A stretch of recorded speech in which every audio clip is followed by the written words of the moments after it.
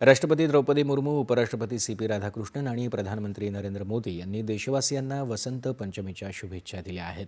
आजच्या दिवशी विद्येची देवता माता सरस्वतीची पूजा केली जाते. हा सण सर्व देशवासियांच्या जीवनात सुख आणि समृद्धी घेऊन येवो, असं राष्ट्रपतींनी आपल्या शुभेच्छा संदेशात म्हटलं आहे. माता सरस्वती सर्वांना ज्ञान, सर्जनशीलता आणि सौहार्दाचा आशीर्वाद देवो, अशी प्रार्थना उपराष्ट्रपती CP राधाकृष्णन यांनी आपल्या शुभेच्छा संदेशातून केली आहे. वसंत पंचमी म्हणजे निसर्गाचं सौंदर्य आणि दिव्यत्वाला समर्पित पवित्र सण असल्याचं पंतप्रधानांनी म्हटलंय. ज्ञान आणि कलांची देवता असलेल्या माता सरस्वतीचा आशीर्वाद सर्वांवर कायम राहो. मातेच्या आशीर्वादानं प्रत्येकाचं जीवन ज्ञान, विवेक आणि बुद्धिमत्तेनं उजळून जावं, अशी कामना त्यांनी केली आहे. वसंत पंचमी निमित्त आज पंढरपुरात विठ्ठल आणि रुक्मिणी मातेचा शाही विवाह सोहळा संपन्न झाला. अनुराधा दिदी शेटे यांनी स्वयंवर कथा झाल्यावर विठ्ठल आणि रुक्मिणी मातेच्या उत्सव मूर्ती एकमेकांसमोर आणण्यात आल्या. दोन्ही मूर्तींसमोर अंतरपाट धरून विठ्ठल आणि रुक्मिणी मातेचा शाही विवाह सोहळा करण्यात आला.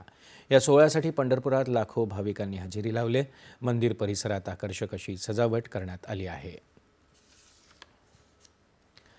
तुम मुझे खून दो मैं तुम्हें आज़ादी दूंगा, असं म्हणणारे